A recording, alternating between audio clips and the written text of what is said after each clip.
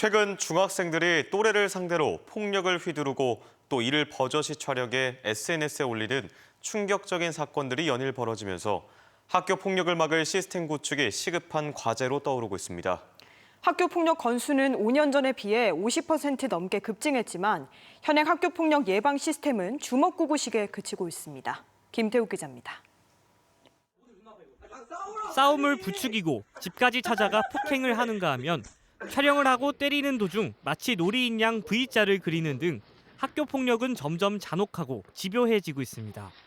학교 폭력 건수는 5년 전에 비해 52% 증가해 지난해 피해 학생만 4만 명에 달하고 있습니다.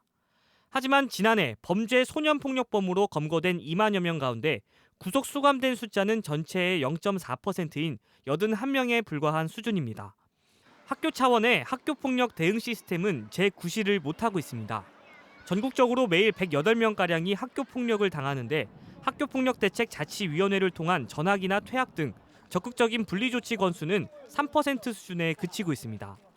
이 때문에 학교폭력 처벌은 물론 피해 학생을 보호하기 위한 조치마저 미흡한 것이 현실입니다. 내년 3월부터는 학교폭력 대응 업무가 각 학교에서 교육지원청으로 이관됩니다.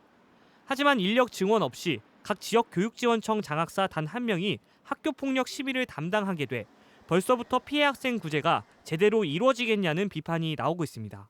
그러니까 전국적으로 이제 160개 정도 되는 교육지원청이 있는데 거기에 이 업무를 맡아서 하실 장학사가 한 명씩만 배치가 된다고 해요. 굉장히 많은 학폭 업무를 제대로 좀 처리할 수 있을지.